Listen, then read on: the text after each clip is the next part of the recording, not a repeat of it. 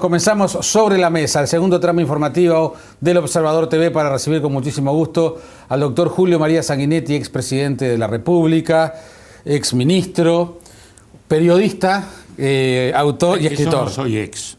No, sigue siendo. Soy ex. Y fue lo primero, ¿no? Fue lo primero. Fue lo primero. Y será lo último. Antes que de doctor. Y será lo último. Bueno, se habla mucho de periodismo también en este libro, yo, Retrato de la Memoria. Cuando me ponen esas fichas que hay en las inmigraciones, por ahí cuando estaba de viaje, profesión periodista. Aún cuando era presidente ponía eso. Siempre es la profesión que nunca me abandonó. Este libro no es un libro objetivo. No, exactamente eso. Yo he estado tratando de hacer historia en los últimos tiempos y a veces confunde la gente historia con memoria, ¿no? Sí. Y son cosas totalmente distintas. Sobre eso le iba a preguntar algo después. Son cosas muy distintas. La memoria es subjetiva siempre. La memoria es el recuerdo que usted, yo tenemos de una cierta cosa. Los dos vemos el mismo episodio y 6 meses después lo vemos distinto los dos. La historia es un proceso de reconstrucción complejo. Y después lo contamos cargado de subjetividades, que ese es otro problema, pero bueno. Por eso, pero la historia es un intento de acercarse a la verdad. La verdad nunca existe, pero acercarse a la verdad de los hechos, a la dignidad de los hechos, como dice Hannah Arendt, la dignidad de los hechos, recogiendo muchas memorias distintas, plurales, a veces contradictorias, y hechos que no están en la memoria también, que están perdidos, hechos económicos, hechos científicos, ¿no? Bueno, entonces, esto no. Bueno, eso es lo que he intentado hacer en La Agonía, en La Reconquista, el libro de Figari, el libro de Luis Val. He tratado de hacer historia. Esto no es historia, esto es mi memoria, absolutamente subjetiva, de personajes fallecidos todos, que conocí en la vida, que la vida me puso adelante, y que, bueno, lo narro como si estuviéramos en el living, ¿no? Es decir, la pregunta de cualquier amigo, ¿cómo era Juan Pablo II? Exactamente. Bueno, te cuento. Me sirve como pretexto esta pregunta para nombrarlo, porque siempre que puedo lo nombro. La última exposición en vida de Guillermo Fernández, un artista plástico, se llamó Laberintos de la Memoria, haciendo referencia a Felisberto Hernández.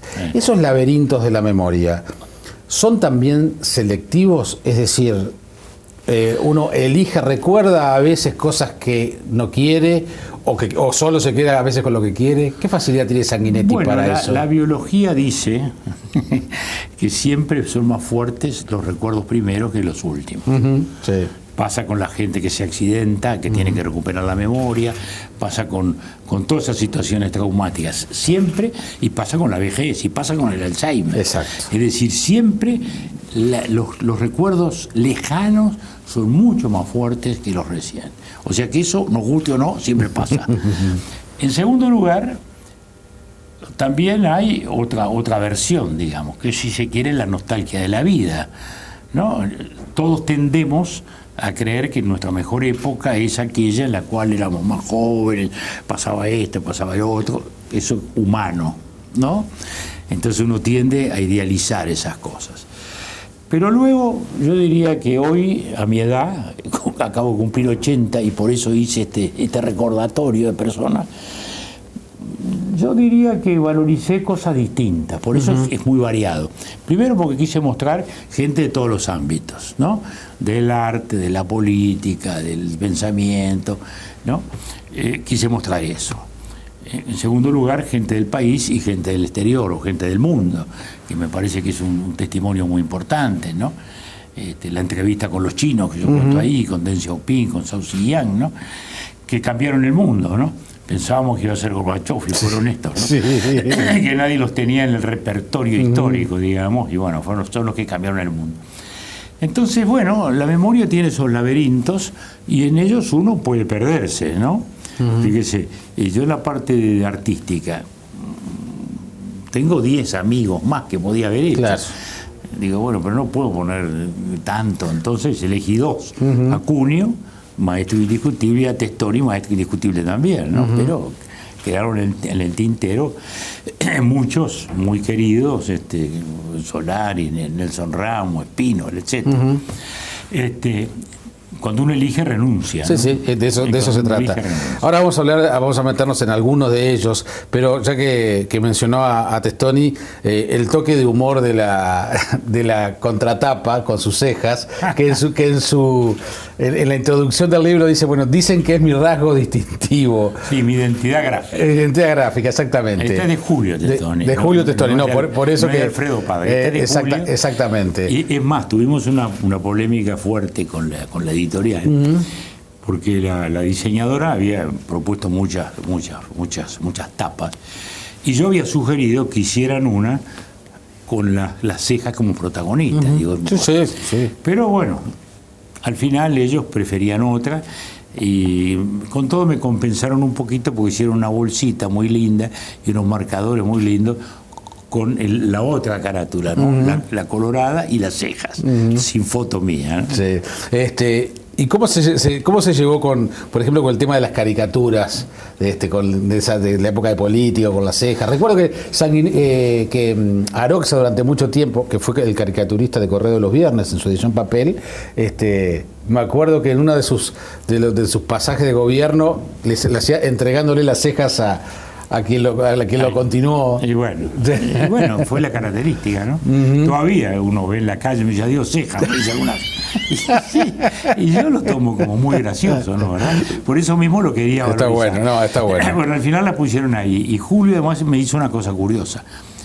La primera vez me lo sacó lo digital, porque seguro esto lo permite ahora la foto digital. Sí, claro. Antes era muy difícil, ¿cómo se hacía para recortar? Y después le gustó, así que cada tantos años me ha hecho una nueva. Y la otra vez me regaló una foto donde están así, una arriba de la otra, el transcurso del tiempo, cada vez más blanquita, ¿no? Y bueno, la biología, como decía hoy. Doctor Sanguinetti, en alguna de estas semblanzas, de estos recuerdos de personajes, da la sensación que también está la necesidad como que de hacer cierta justicia, ¿no? Bueno, en algunos casos sí, porque algunos son ampliamente reconocidos, digamos, ¿no? Y son inmensamente populares, otros son temas de debate. Claro, digo, por ejemplo, de un Juan Pablo II está muy claro, pero digamos, el hecho de hacer un retrato de Pacheco Areco, por ejemplo, que desde el punto de vista político tiene sus implicancias. Lo que pasa es que la idea del libro es la parte humana, es la parte personal, no es una biografía ni pretende ser un ensayo crítico sobre la vida o la obra de cada personaje. Es el recuerdo que yo tengo, ¿no? Eso es lo que quise hacer, ¿no? Es una charla de living, como decimos, ¿no? Pero el hecho es eso. Y en algunos sí. Pacheco es un personaje muy discutido por muchas razones que ahí están expuestas exactamente. También. Lo que pasa es que Pacheco es bastante distinto del que adoraron muchos de sus admiradores o que el que vituperaron los que lo han vituperado, digamos, ¿no? Humanamente era un personaje distinto. Y el Pacheco político es el resultado de las circunstancias. Es decir, si no hubiera habido Tupamaros y secuestros y todas esas cosas, este Pacheco no hubiera existido nunca, digamos, ¿no? Hubiera sido otro presidente muy distinto. Pero los presidentes que le toca una guerra quedan marcados por la guerra, para bien o para mal, ¿no? ¿Verdad? Sí, ahí estábamos viendo justo una foto de Pacheco cuando asumía, y por razones de edad le pregunto, porque yo no viví cuando él asumió, ¿realmente el voto femenino fue al pintún? Bueno, como se dijo mucho. Siempre se ha dicho, y probablemente sí. Algo influyó. Yo la primera vez que oí ese argumento, de un modo muy machista, es con Valdomir, porque yo decía la primera vez que votaron las mujeres, y votaron a Valdomir, que era como un galán de la época, con los bigotitos. Tal. De Pacheco también se decía, porque tenía una gran postura, una actitud física, una postura muy, de gimnasta, digamos. Era boxeador, ¿no? ¿O practicó boxeo y gimnasia? Tenía una actitud física muy vertical, digamos así, ¿no? Sí, también practicó muchos años boxeo, que justamente lo caricaturizaban como un boxeador, creyendo que le hacían mal y le hacían un gran bien.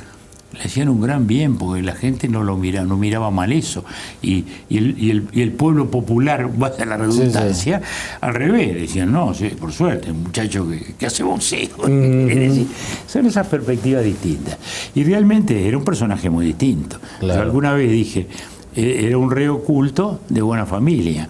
Digo, es un personaje gardeliano, lo humano era un personaje gardeliano, el hombre de los muchachos, de la noche, de la barra de amigos. Sus amigos no eran intelectuales, desde ya. Eran una barra de la aduana, otra barra del boxeo, la noche. Era eso, por eso un personaje como gardeliano. Curiosamente, a su vez, cuando uno lee sus discursos y los artículos, es un lenguaje castizo, es un lenguaje extraordinariamente pulido, ¿no? Porque él era profesor de idioma español también, ¿no? Entonces seguro escribía y hablaba, esos discursos célebres de él eran escritos por él. Y bueno, y después tuvo muchos años de periodismo también en el día, ¿no? Algo similar, pero quizás mucho más transparente y permanentemente, además ahí yo tuve un conocimiento mucho más cercano con él, en el caso de Batalla. Batalla, seguro, sí, y el indeciso. Sí. Yo lo digo ahí, el Sí, indeciso. Claro. Yo no he visto políticos más corajudos. Yo tampoco. Más corajudos. Te puedo asegurar. Tomó las decisiones más difíciles siempre. Exacto. Siempre, además. Siempre, y siempre convencido de lo mismo. ¿No? Porque te gustará o no gustará sus decisiones, pero que estaba convencido. Y que lo hacía con una enorme honestidad. Exacto. También. Y después tenía esa cosa que yo también la destaco porque él lo decía siempre. Si este es un país bárbaro. Dice, cuando te dicen que sos un buen tipo, quiere decir que sos un pobre tipo, un desgraciado. Dice, cuando un país no rescata la bondad, está perdido. Y es verdad, porque Hugo era un bueno de verdad. No era el bueno pasivo porque no mató a nadie, que es la expresión que usualmente se usa. Sí. No, es un buen tipo. Bueno, Batalla era un buen tipo porque él cuando estuvo en la 15 y en el vallismo fue un buen ciudadano, cuando después formó un camino independiente, por razones que se pueden explicar históricamente, lo fue también. En la época de la dictadura, cuando mucha gente, porque ahora estamos llenos de héroes, que en la época de la dictadura luchaban no sé cuántas cosas, ¿no? Lo que tuvimos ahí sabemos cómo es la cosa. Bueno, Hugo asumió defensas de gente que no quería asumir nadie la defensa jurídica, ¿no? Sendik y Sereñi. Por ejemplo, con Sereñi él tenía más afinidad, con Sendik ninguna afinidad. Y sin embargo, puso la cara y lo defendió. En esa época nos veíamos mucho. Porque yo andaba por la Ciudad Vieja también, haciendo de abogado, y entonces, bueno, tomamos un cafecito cada 2 o 3 días. Y bueno, y de Hugo ha quedado esa fama de indeciso y tal. De blando son los churrascos, decía. Blando son los churrascos. Un gran tipo. ¿Y cómo evaluó el pasaje de Batalla, por ejemplo, del fútbol, en la AUF? Bueno, lo que pasa es que él era de Liverpool, ¿no? Sí, claro. Entonces era la visión minoritaria del fútbol, ¿no? ¿Verdad? Entonces, él un poco entró al fútbol desde esa visión, ¿no? ¿Verdad? Entonces, desde ya que fue un pasaje honesto y agarró una mala época, ¿no? Y bueno, pero agarró una muy mala época, ¿no? Todo el tema de los repatriados, la selección de Cubilla. Eso fue horrible, los repatriados. Ese debate tan uruguayo, ¿no? Era horrible. Era el debate entre los repatriados, ricos, millonarios, indiferentes, y los muchachos que sudan la camiseta acá, ¿no? En una palabra, nadie pensaba que los que estaban afuera, porque eran muy buenos, y por eso estaban afuera, ¿no? Sí. Y los que estaban aquí hubieran querido irse. Estaban aquí porque no podían salir, ¿no? Pero aquello era terrible. Después, seguro, la cosa fue cambiando, y cuando todos pasaron a ser repatriados, ya el tema no tuvo. Se cortó por los años. No, Hugo sufrió. Yo diría la asociación la sufrió, la padeció. Sí. La padeció. Sí, también después terminó padeciendo el reingreso al Partido Colorado, la expulsión de La Teja. No, y como él que era el Hugo de La Teja, como se le decía, claro. Le apedrearon la casa, fue una expresión de intolerancia. ¿Y cómo le dolió? Esos brotes que hubo y que desgraciadamente siguen existiendo en el frente, esos grupúsculos intolerantes, que no aceptan nada. Y que en el fondo hoy no ejercen una violencia mayor porque no hay espacio, ¿no? Porque cuando alguien va a apedrear la casa de un hombre como que vivía en su barrio, que era un hombre de... Conciliación y Emilio Romero. Un hombre de barrio en el mejor sentido de la palabra. Él era el uruguayo esencial, el uruguayo arquetípico, digamos así. A mí siempre me llamó la atención de Batalla que cada vez que contaba su historia personal, de sus padres, cómo llegaron, que pudo ingresar a la Facultad de Derecho, etcétera, sistemáticamente se le llenaban los ojos de lágrimas. Sí, sí. de lo que había sido una vida de sacrificio. Sí, sí, natural, pero también de éxito, porque en Sin todas las duda. cosas que emprendió le fue muy bien. Sí, sí, sí, sí. Y en todas creció, en todas creció, en cada paso creció. Y bueno, es bueno recordarlo, porque también es bueno que la gente sienta que un hombre bueno es importante. Sin lugar a dudas. No, y hablando de actos de justicia, nuevamente, porque yo se lo he escuchado más de una vez a usted, el hecho de reconocer en la figura de Wilson Ferrer Aldunate, por ejemplo, lo que fue su papel posterior, digamos, cuando la reinstitucionalización del país, ¿no? Naturalmente. No, Wilson es un patriota, ¿no? Eso es lo que no se puede discutir.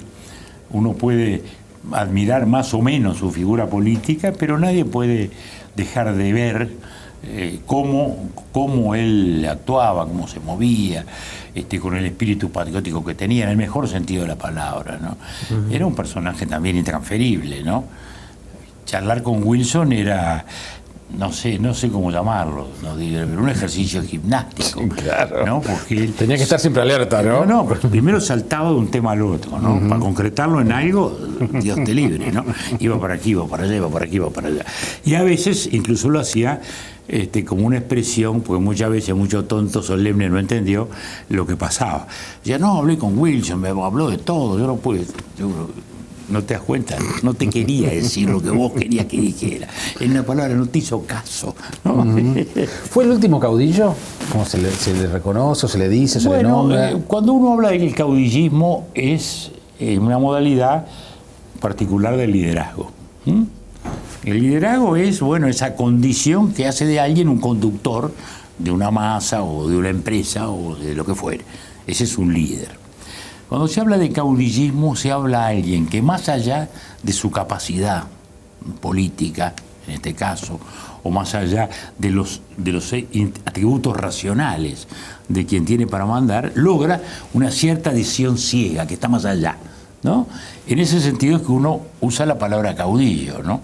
El que tiene una adhesión más allá de lo razonable, que tiene gente que lo sabe, que lo sigue, digamos, de un punto de vista casi místico, ¿no?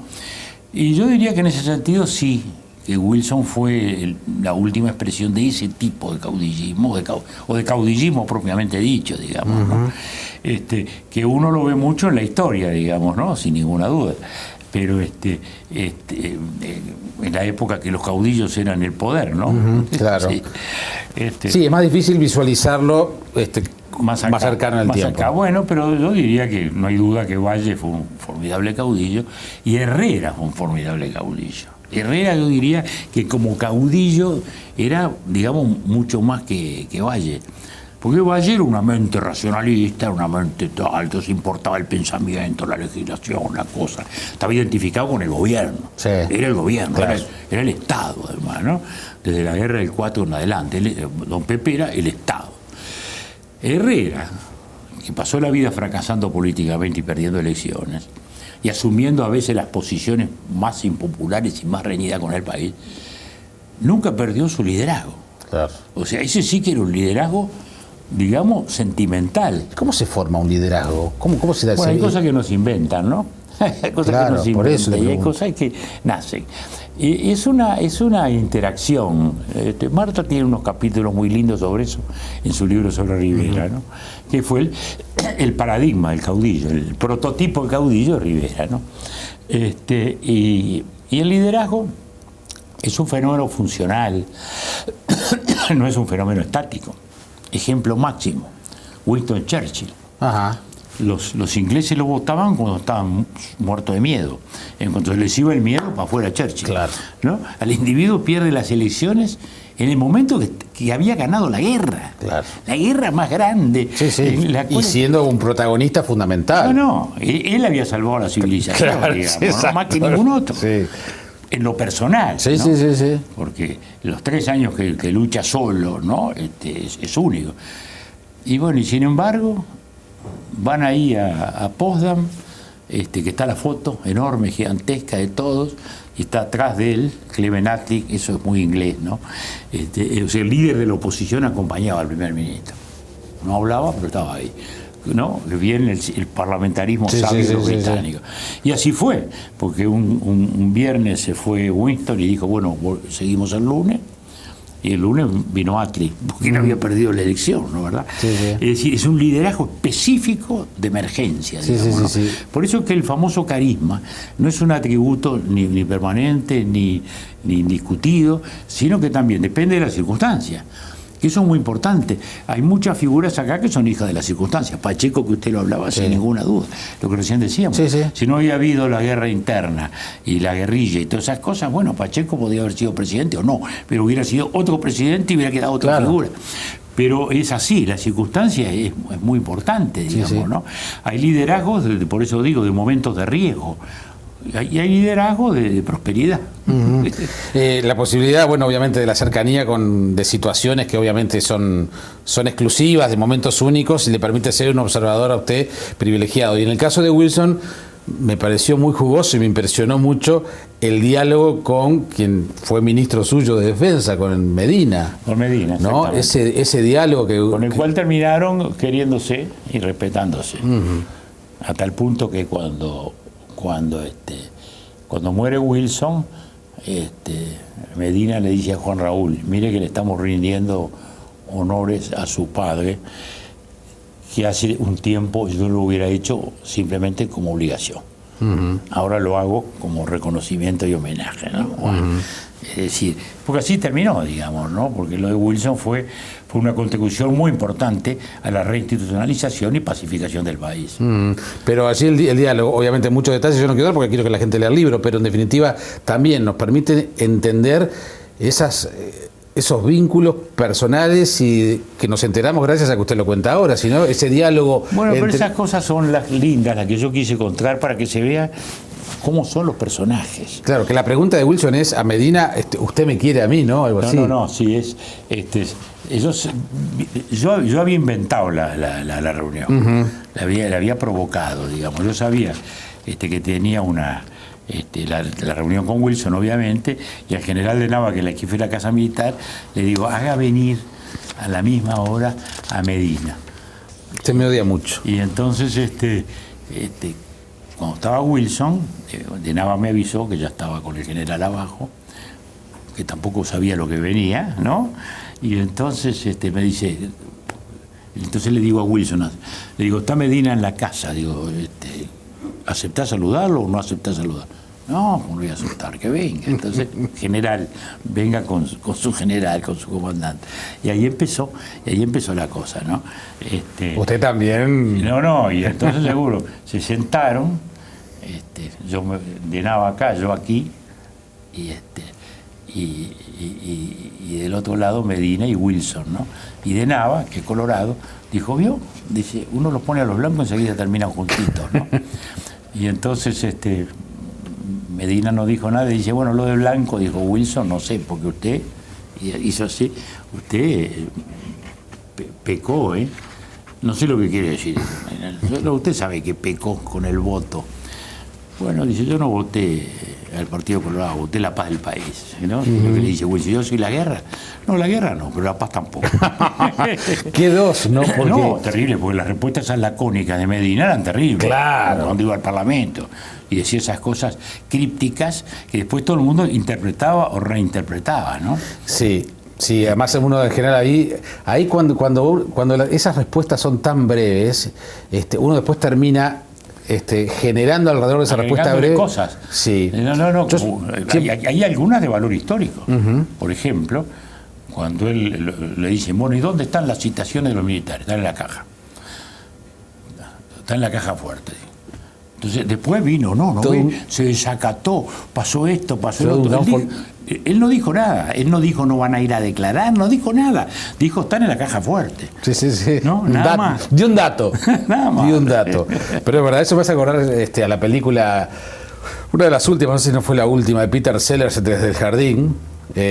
Cuando de aquel jardinero que él daba 2 o 3 frasecitas y se creían que eran lecciones de política. Bueno, eso a veces pasa también con algunos personajes bastante más contemporáneos pasa también. Dicen cualquier cosa y le dan unas interpretaciones fantásticas. Bien, pero bueno, ahí rindo tributo a mucha gente. Lo de Sereñi. Y Sereñi era un gran caballero, por encima de todo, ¿no? Un hombre de palabra, un hombre serio. Yo diría, en el mejor sentido de la palabra, era un gran militar. Porque incluso como político era un militar. ¿No? En todo sentido. ¿Un militar de izquierda? Bueno, él fue un ballista. El Uruguay es centro-izquierda. Si lo ponemos en esos términos. Sí.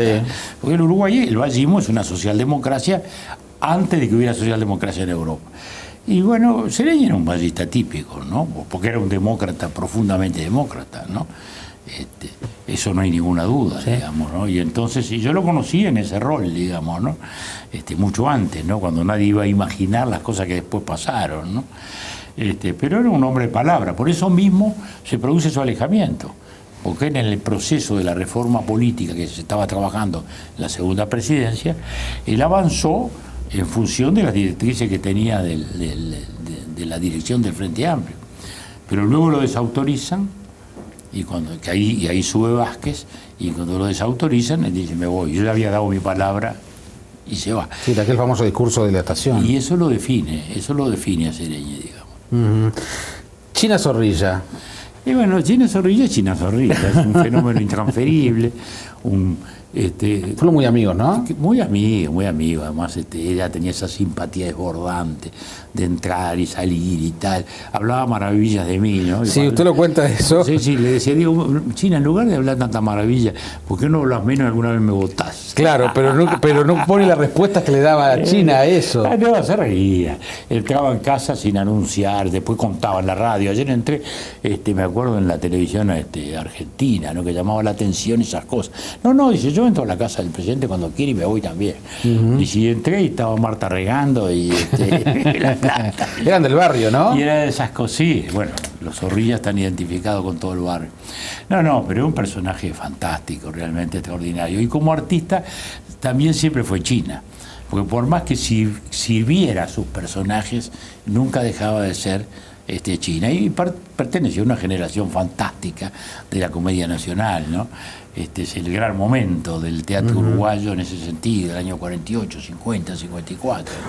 Usted en el retrato de China hace mención, bueno, la injusticia de la prohibición, ¿no? Entonces ahí uno se pregunta también cómo durante la dictadura que se atacó justamente a toda el área cultural, y China fue una justamente de esas damnificadas. Pero esas fueron digamos, las cosas espantosas que se hacen cuando el poder es absoluto, y entonces, no me gusta que no actúe, ¿no? Fue horrible. Bueno, también hay bienes colaterales, así como hay daños colaterales en las cosas, también hay bienes colaterales. La burrada que hicieron con Onetti, sí, de meterlo preso, creo que fue un mes o 2 meses, sí, por haber sido jurado de un concurso y haber premiado un cuento que se consideraba subversivo. El guardaespaldas. Tuvo ahí un bien colateral, porque Onetti se va para España y ahí nace Onetti para el mundo. Porque hasta entonces era un Onetti uruguayo y a lo más rioplatense, y en el Río de la Plata más como un literato de culto, ¿no? Que como un fenómeno reconocido. Entonces, seguro, en España se le difunde, se vuelve a reeditar toda su obra, y ahí pasa a ser, bueno, felizmente. Yo se lo decía a él más de una vez, le dijo, vos le tenés que agradecer algo a la dictadura, pese a la barbaridad, porque esta barbaridad abrió un espacio a Onetti que no hubiera tenido nunca, sí, por su propia modalidad, porque sí, claro, él era antipropaganda, anti-marketing, anti-todo. Cuando ustedes fueron compañeros de acción con Onetti, ¿él era tan huraño, tan distante, tan críptico? Yo naturalmente pertenecía a una generación más joven, y entonces seguro lo mirábamos un poco de lejos al principio, ¿no? Y como él tenía esa actitud seria, ¿no? Y siempre trajeado oscuro, y con el sombrero ese borsalino que usaba, con 2 agujeros que eran 2 balanzos que le pasaron por arriba de la cabeza en Bolivia, en La Paz, cuando fue por acción justamente a cubrir la revolución de Paz Estenssoro, ¿no? Bueno, entonces era un personaje así, pero luego, en la medida que el trabajo lo aproximaba, bueno, uno descubría el humor fino, el humor ácido, la enorme calidad humana, la lealtad a ese modo de concebir la humanidad. De ahí esa adhesión a Luis Valle que él siempre tuvo, ¿no? Y le dedicó una de las mayores novelas, El astillero. Y cuando murió Luis Valle escribió un texto increíble, ¿no? Y tenía esa cosa. Y también esa actitud, lógico, cuando gana el Cervantes, que ahí lo cuento, justo pasamos con Marta por Madrid y le digo, voy a llamar a Juan Carlos, lo llamo. Hola Juan Carlos, ¿cómo estás? Silencio. Bueno, pero ¿cómo estás? Podrido de Onetti, me dice, ¿no? Seguro, porque no soportaba digamos, el halago de la crítica, llamémosle. Es un personaje. ¿Le dolió que no viniera cuando le propuso venir? No, yo estaba seguro que no iba a venir, porque él estaba viviendo en su habitación, ¿no? Su mundo era ese. Su habitación, sus cuadernos donde anotaba y escribía. Yo estaba seguro que no iba a venir.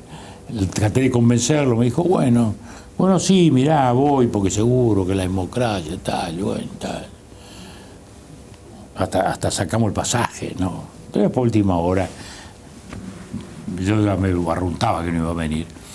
Y en cualquier caso, pudimos darle, sí, el Premio Nacional de Literatura en nuestra embajada, a donde sí fue. Y donde ya era embajador su amigo Luis Hierro Gambardés. Que también está retratado aquí. Uno de mis maestros, uno de mis mentores, digamos así.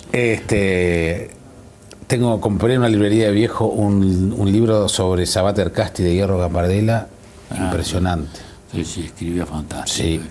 Sí. Volviendo a Onetti, ¿le consta, yo se lo leí esto a Alsina TVNet, ¿le consta que cuando recibió el premio, cuando se lo da al rey Juan Carlos, cuando le da la mano, Onetti le habría dicho, según cuenta Alsina, ¿es cierto que te llamás Juan Carlos como yo? No lo sé. Pero sería muy Onetti. Si no Nevero, Ventrovato, ¿no? Es así. La posibilidad de ser presidente de un país que además Uruguay había sido muy atendido y muy considerado en lo que fue el regreso a la democracia por el mundo, se siguió con mucho interés. Y además ayudaron mucho. Porque en ese momento hubo algunas figuras del mundo que nos ayudaron mucho, ¿no? Fundamentalmente de Europa, caso Felipe González, caso Mitterrand. Bueno, justamente, era el preámbulo para acercarnos a esos grandes líderes y personalidades de la política mundial que usted retrata aquí también, ¿no? Porque también uno los ve tan lejanos. Bueno, Mitterrand tenía a su vez esa actitud como hierática, ¿no? Ahora se están celebrando los 100 años de su nacimiento. Con lo cual hay revalorizaciones, exposiciones, debates, ¿no? Porque era un personaje muy peculiar, con una historia política muy peculiar, porque él empieza en la derecha, ¿no? Luego pasa, digamos, a la izquierda, a la centroizquierda, al Partido Radical, y luego pasa al socialismo, al cual, digamos, lo aleja del marxismo, para ubicarlo justamente en un espectro socialdemocrático. Pero él era el Estado francés, la grandeur de la Francia. Sí. Y acá, él le encantó la aproximación al Uruguay, porque lo conocía un poco muy de lejos, pero le apasionaba nuestra república laica, la que sentía igual a Francia, ¿no? Porque somos las repúblicas más laicas de Occidente, ¿no? Claro. Porque en Estados Unidos hay una gran libertad religiosa, pero el dólar dice creo en Dios. Claro. El dólar. Nada menos. Bueno, Mitterrand era eso, era esa esfinge, que cuando uno la rebasaba se encontraba también un ser humano rico, fino, y irónico, de una enorme cultura, de una enorme sabiduría política, ¿no? Y que dejó en Francia, como los grandes reyes, dejó la impronta en las obras, ahí están todas. Arreglar el Louvre, trajo al Chino Pei, qué concurso ni qué concurso. Vio la National Gallery en Washington y dijo, este es el hombre, pumba. ¿No? Digo, remodeló el Louvre y abrió el d'Orsay, hizo la Biblioteca Nacional, el Parque de la Villette, que es el museo de ciencia más fantástico, pedagógicamente, el nuevo arco. Es decir, dejó una obra tan impresionante, edilicia, que muchos le criticaban, que... Hoy son sellos de Francia, de París, hoy son sellos de París, de Francia. De todo. Y bueno, en los 200 años también hizo esas grandes celebraciones y ahí inaugura la ópera de la Bastilla, el proyecto de Carlos Sot. También, también fue obra de él, porque él quiso hacer una nueva ópera. Dijo, la ópera de Garnier está muy bien, pero esa es la tradición. Vamos a hacer una ópera funcional propia de nuestro tiempo. Y ahí hacen el concurso y lo gana Carlos, que estuve con él esta semana, estuvo en la presentación del libro Punta del Este, lo que me dio mucha alegría porque anda recorriendo el mundo siempre. Sí. Y bueno, y Mitterrand, bueno, lo contamos el otro día, había 80 y tantos, no me acuerdo bien, jefes de Estado, y entraron todos y él entró con el viejo Bush de un lado y Sanguinetti del otro, el Uruguay del otro, ¿no? Y él quería hacer un homenaje a eso, porque él quería poner a alguien, digamos, del tercer mundo, pero democrático. Entonces, había encontrado esa afinidad con el Uruguay, que, bueno, nosotros contribuimos a que la tuviera, esa es nuestra parte, digamos, ¿no? Sí. Pero fue extraordinario desde ese punto de vista como reconocimiento al país, digamos, ¿no? Y también de su estilo personal, porque era arbitrario completamente, ¿no? Totalmente arbitrario, ¿no? Esa posición de privilegio en un bicentenario muy peculiar, donde la señora Thatcher, y esto se lo cuento porque es fantástico, el día que llegamos, yo estaba atendiendo a unos periodistas en el hotel. Entonces Marta abre la puerta y me dice, viejo, estamos tarde, está entrando la señora Thatcher al Palacio Chaillot. Bueno, yo qué sé, vieja, digo, a mí me dijeron tal hora, faltaban 3/4 de hora. Bueno, seguro después lo entendí, seguro cuando hay tantas caravanas, claro, que vienen de presidentes o de primeros ministros, seguro, digamos, póngale un minuto a cada uno para que baje, bueno, es 1 hora y media. Y eso va en función inversa del protocolo, ¿no? Va de menor a mayor, digamos, ¿no? Entonces, seguro, la señora Thatcher era la penúltima del protocolo. Se adelantó. Y entonces, seguro, tenía que entrar a escena 1 hora y cuarto antes y después se iba de cada escena 1 hora y cuarto después. Y eso se lo había ganado ella cuando despectivamente de la Revolución Francesa había dicho en Londres, dijo, bueno, no, dice, es una revolución muy sangrienta, nosotros establecimos nuestra democracia mucho antes y por otros métodos de evolución pacífica, con lo cual se ganó el odio de toda Francia, que tampoco la quería mucho, y entonces el protocolo francés sutilmente dijo que estaba en el orden de aceptación de la invitación, lo cual, qué terrible, seguramente no era verdad, y estaba ya penúltimo, un personaje también. Sí, claro, ¿no? Sí. Acaba de ser el tema de la cultura de Mitterrand, y justamente a veces los dirigentes políticos con el tema de la cultura no se llevan muy bien, o con el tema de lo que es la cultura de un país, etcétera, y en el caso suyo siempre destacan la sensibilidad, el tema del arte, el tema de la cultura. No es frecuente, parece, que uno se encuentre con... Sin embargo, es muy curioso porque al final los productos culturales son la identidad de los países. Sí. Entonces uno dice Francia, el Louvre, ¿no? Es el primer museo del Estado, ¿no? Uno dice Versalles, la liturgia del Estado, ¿no? La Tour Eiffel, ¿no? Y luego sus grandes pensadores, los Voltaire, los Montesquieu, eso es Francia, digamos, ¿no? También lo son sus grandes líderes, como Bonaparte o como De Gaulle, pero ellos también contribuyeron enormemente a esa imagen de la cultura del país, ¿no? ¿Verdad? Es lo que los identifica, digamos. En la Argentina, ¿hay algún valor más importante en el mundo cuando uno piensa en la Argentina que Borges? Claro. ¿No? Y bueno, eso es así. Nosotros estamos identificados también. El Uruguay es esas cosas, es la República Laica. Eso es una cosa que nos identifica. Claro. Un valor cultural, un valor político, pero filosófico y cultural también. Y luego nos identifica mucho Blanes, ¿no? ¿Quién le hizo la sede de identidad Artigas? Claro. Se la hizo Blanes, hizo ese cuadro. Y que al final, si era así o no era así, no importa, ya está, está ahí. Es así. Exactamente. Bueno, y así, y las grandes batallas. Torres García. un artista abstracto, geométrico. Uno dice, bueno, ¿cómo? Pero sin embargo hoy hasta en la sopa, ¿no? Porque las materas constructivistas, todo, los mates constructivistas, los logotipos, los eslóganes propagandísticos, los carteles, bueno, ha pasado a ser parte de nuestra idiosincrasia, ¿no? Yo mismo le digo que tuvimos la suerte de poder estar en la exposición que se hizo en el MoMA y bueno, uno lo vive con una gran emoción también, sin ¿no? lugar a dudas, sí. Por lo menos yo la sentí cuando uno ve todo un piso de la catedral del arte moderno dedicado a un artista nuestro. Artista nuestro que no tiene nada detrás de los apoyos materiales. Porque los mexicanos o los venezolanos tienen la ventaja de sus grandes empresarios mecenas. Seguro, uno llega ahí, en el MoMA hay una sala Gustavo Cisneros y hay otra, la señora Phelps de Cisneros, porque han sido grandes contribuyentes, te seguro. Venezuela y México están allí como en su casa. Nosotros a pulmón. Exactamente. Nada más que a pulmón.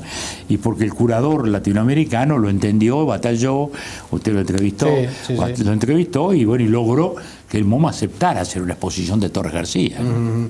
El otro día se dio una discusión interesante en la radio conversando con Miguel Ángel Campodónico sobre Carlos Maggi y veíamos y hablábamos de de Maggi como un típico intelectual, un tipo provocador, inteligente, el típico intelectual. Y se surgió la discusión, porque Campodónico era la idea, de que los intelectuales no tienen que tener un compromiso político partidario, que su función como intelectuales debe ser el periquito el aguador de Onetti, ¿no? ¿Qué opina usted de eso? Bueno, mire, el llamado intelectual es un fenómeno político. ¿Qué es un intelectual? ¿No? ¿Es un literato? ¿Es un músico? ¿Es un filósofo? ¿Es un novelista? Sí, es alguien que es famoso en algunas de las disciplinas del arte y de la cultura, que luego asume una función pública en virtud de lo cual opina de todo, digamos, ¿no? El primero fue Voltaire, ¿no?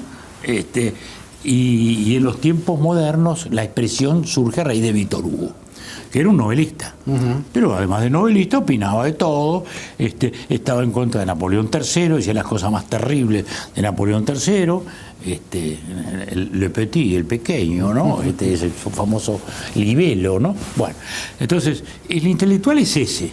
Es alguien que es famoso por ser músico, por ser novelista, y luego opina, un poco como conciencia crítica de la nación. Entonces, asumamos que ese es un rol político, que va a estar más cerca o más lejos de algunas cosas, pero es un rol político, ¿no? Entonces pensemos en los intelectuales que eran los faros cuando yo me estaba formando, digamos. Eran Sartre y Arón, que yo lo pongo ahí, Arón. Exacto. A quien conocí, no fui amigo, no tuve esa suerte, pero sí lo conocí. Y en aquel momento, bueno, Sartre era el existencialismo, sí, pero Sartre se alineó con Stalin, ¿no? Después con Mao. Y Arón lo opuesto. De ese modo, entonces, él pasaba a ser instrumental al Partido Comunista, instrumental a los chinófilos. Es decir, no es que figurara en una lista, digo, pero era un rol estrictamente político. El intelectual, yo diría que asume un rol público más allá de su característica. Ahora, que sea deseable, que no tenga ningún compromiso partidario, bueno, podría ser, pero ¿por qué no? Tampoco contamina eso. Pero porque Carlos, por ejemplo, no hay ninguna duda, era ballista, lo fue siempre, vivió así y murió ballista. Ahora, ¿eso lo hizo un hombre sumiso al poder del partido? Nada de eso. Era una conciencia crítica dentro del ballismo, dentro del Partido Colorado, ¿no? Y con sus artículos más de una vez hubo debates y tuvimos debates, yo también los tuve con Carlos, a quien la apreciaba y admiraba. Después a través de Twitter Pablo da Silveira, contrario a la opinión esa del no compromiso político partidario, mencionaba a Pibel Devoto, por ejemplo, también como un intelectual. Totalmente. Y más blanco que Pibel, imposible, que además integró. Imposible. Usted lo convocó para el primer Codicen. Exacto, nada menos. Y hizo una labor patriótica formidable. Maistegui. Sí, que es el primer nombre que está en el libro, cuando el retrato de Luis Valle. Seguro, Maite, y bueno, se llenó, y no había ninguna duda que era un blancazo. Y sin embargo, un formidable historiador, ¿no? Ahora, seguro, el compromiso partidario, yo diría, es la derivación inevitable de su propio pensamiento, ¿no? Porque si Sartre adoraba a Stalin, era comunista, punto. Y eso no le rebajaba la calidad intelectual. No le rebaja, no, lo rebaja. En el caso de quien admira a un dictador, está rebajado por sí mismo. Pero todo lo contrario, a su vez le da una gran independencia. Incluso eso. El intelectual lo que tiene que tener es una conciencia crítica. Es eso, si es un real intelectual, ¿no? ¿Verdad? Y eso lo puede hacer desde adentro de un partido, de fuera de un partido, ¿no? Y bueno, y Carlos lo hizo, y como lo hicieron mucho. Onetti distinto, porque Onetti no tenía sentido de militancia, ¿no? Fue ballista claro. Siempre, hay listas por ahí en las que él figura, ahí como relleno, como adorno, pero tenía ese escepticismo vital, existencialista, que era un poco contradictorio con el rol del político, que es el optimismo de creer que se pueden hacer grandes cosas, ¿no? Después la realidad lo baja a tierra, ¿no? Bueno, pero a veces soñar no cuesta nada. Doctor, le agradezco muchísimo su presencia por acá. Ha sido un gusto conversar nuevamente con usted. El libro se llama Retratos desde la memoria del doctor Julio María Sanguinetti, editado por Debate, está en todas las librerías.